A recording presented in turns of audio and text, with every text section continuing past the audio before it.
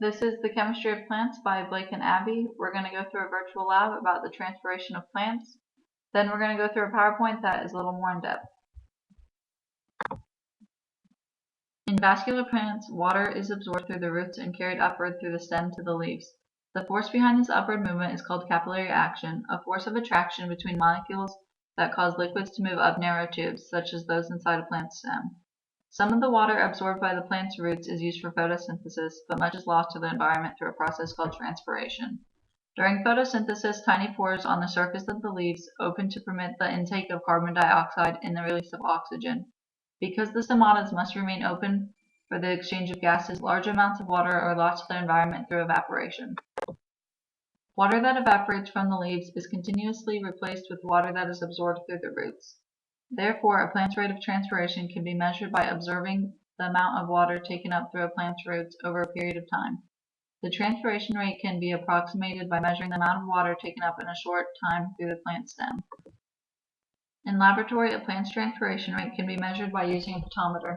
A potometer can be assembled from standard laboratory materials including a ring stand, clamps, a pipette, a burette, a T-tube, glass tubing, and rubber tubing. To measure transpiration rate, a plant spring is mounted on the potometer and the burette and pipette are filled with water. Over time, the plant will transpire and absorb water through its stems. The potometer is constructed in such a way that the plant's water source is the pipette. Therefore, the amount of water transpired over time can be determined by reading the water level in the pipette. The water supply in the pipette can be replenished from the water supply in the burette by releasing the pinch clamp. In this virtual lab, we're going to find out what factors affect the transpiration rate in plants. We're going to be looking at environmental factors such as heat, light, and wind. We're going to go through 4 plants and compare their transpiration rates. So we're going to start with the rubber plant, and we're going to see its regular transpiration rate, which is 4.9. Then we're going to add the heater, and the temperature increased, which caused the transpiration rate to increase to 6.8. Then we're going to add the fan, which acts as wind, and it caused it to increase even more. Then we're going to add a light,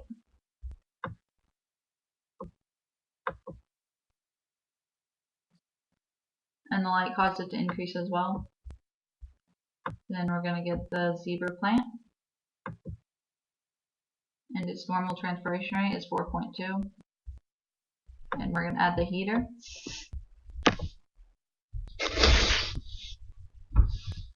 and then we're going to add the fan, which caused it to increase even more than the heater did. And then we're going to add the light.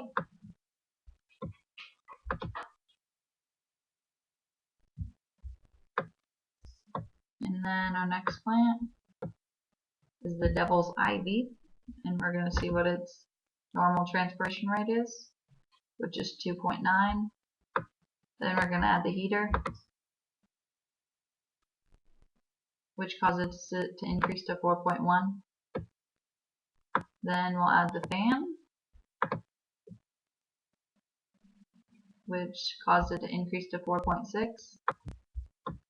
Then we'll add the lamp, which causes it to increase to 3. Then our last one, which is the arrowhead, and we'll see what its normal transpiration rate is 3.6. Then we'll add the heater, and it increases to 6.6.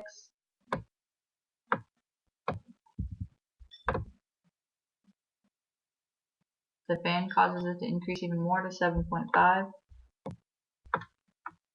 And then the light, which causes it to increase to 4. Then we're going to look at a data table and compare. So for the zebra plant, its normal was 4.2 milliliters, and the fan caused it to increase transpiration rate the most. And the geranium had 1.2 normal, but the heater caused it to increase more than the fan did. And the rubber plant had 4.9 milliliters normally, and the fan caused it to increase to 8.4 milliliters. and the coleus had 0.9 milliliters normally, and the fan caused it to increase to 6 milliliters. So overall, the fan caused it to increase the most.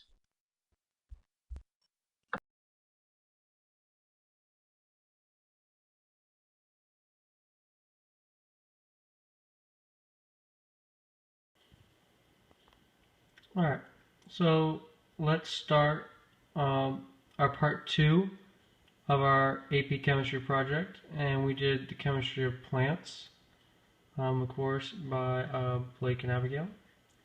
Alright, let's go on to slide 2. Alright, so what do plants need to survive? Most of you are probably thinking, oh, they just need carbon dioxide, water, and some sunlight to survive. But there's a lot more that plants need. Well, not a lot more, but a lot more elements and dependence that they need in order to survive. All right. So like in order to survive, they need specific pHs or interactions with other organisms, such as other plants, animals, or even us humans. Alright, so chemicals needed for plant growth. Alright, so nitrogen, it builds proteins and promotes growth inside of plants. And as you see right here, this plant is yellow. And that is because nitrogen has not built up the proteins to turn it green like it is there. Alright, potassium. As you see here, potassium is all shriveled up and wrinkled up, but it still has a hint of green to it. And that's because the reason it's shriveled up is because it hasn't activated its proteins yet, which it needs in order to turn green fully. Phosphorus is an energy transfer inside the plants.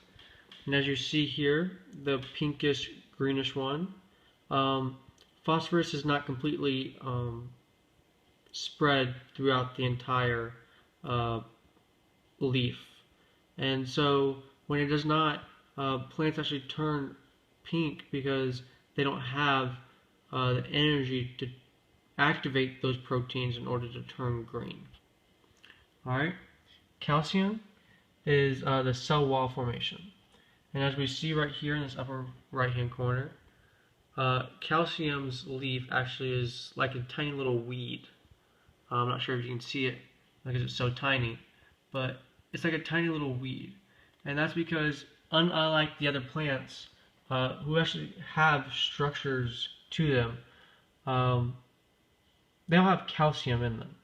But that one up there does not. And that's the main reason it's shriveled up like that. It's because it wasn't able to build that cell wall to form the leaf.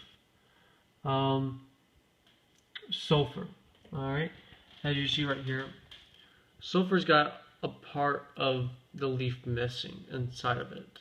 It's the tiny little yellow in between those two brown ones. And that's the reason it's doing that, the reason it has that is because sulfur is the formation of fats and oils.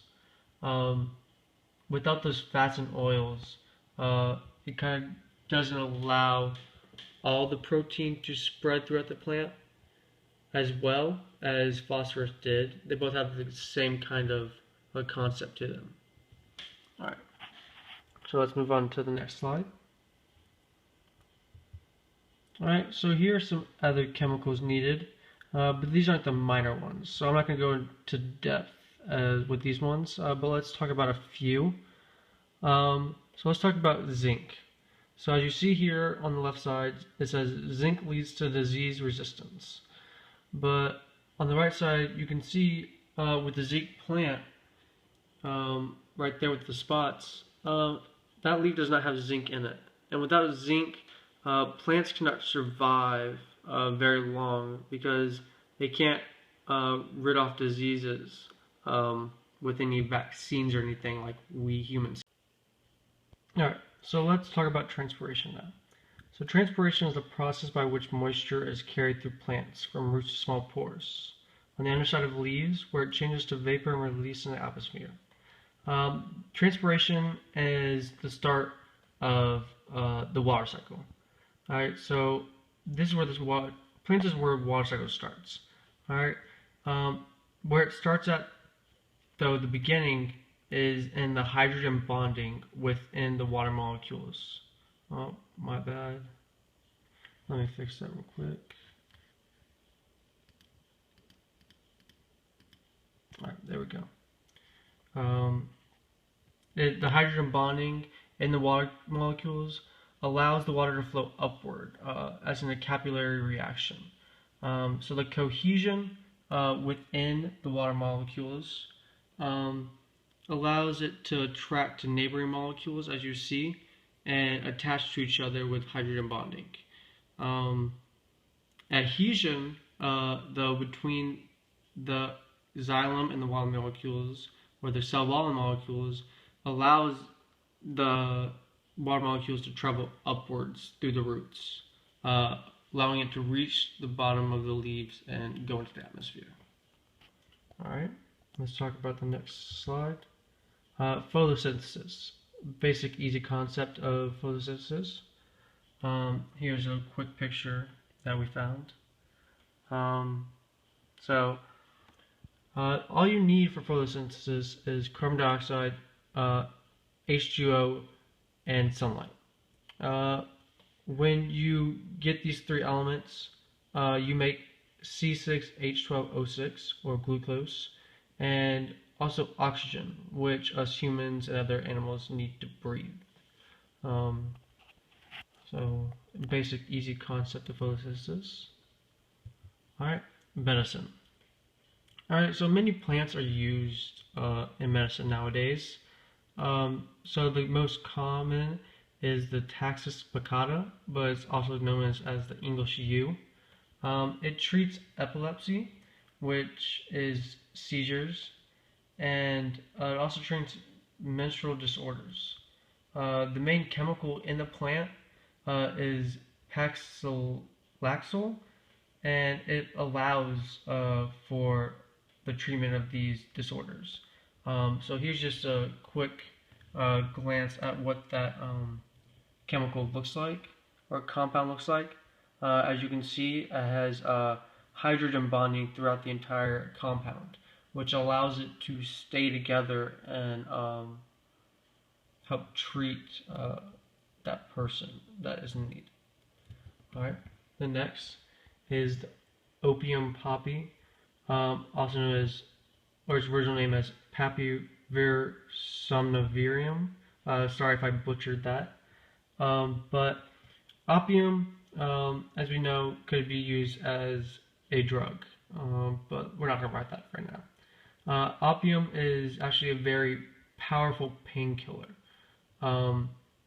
And when you inject opium into a site of injury, such as like a gun wound or anything, it actually cuts off messages to the brain from that site of injury, so that you don't know that you are hurt as badly as you think, and you don't feel the pain that you would usually feel without opium. Right? So soil pH. So pH determines how well a plant can survive in a certain region and how successful they can obtain nutrients. Alright, so as you can see, these hydrangeas have different pHs, and with these different pHs, they also have different colors. Alright, so as you see, the more acidic you are, the more bluish you are, color that you have to your hydrangeas. But the more basic you get, you start getting this purple, and then you get this purple pink, and then you're down to this deep pink at a pH of 7, as we know is the neutral equivalence point in pHs. Alright. So, and then here's some more medicine. A daffodil, as we see them, very beautiful flower, but they're used to cure the symptoms or treat the symptoms of Alzheimer's disease, as we know affects of many old people in our society. And Alzheimer's disease, as we know, is a disease where old people start to lose memory of where they are, who they are, and aren't able to comprehend many things in our society. And then that's it for our presentation, because if conditions are optimum, then plants will be successful in the growth system of our nature. Alright, thank you for watching our video and hope you enjoyed.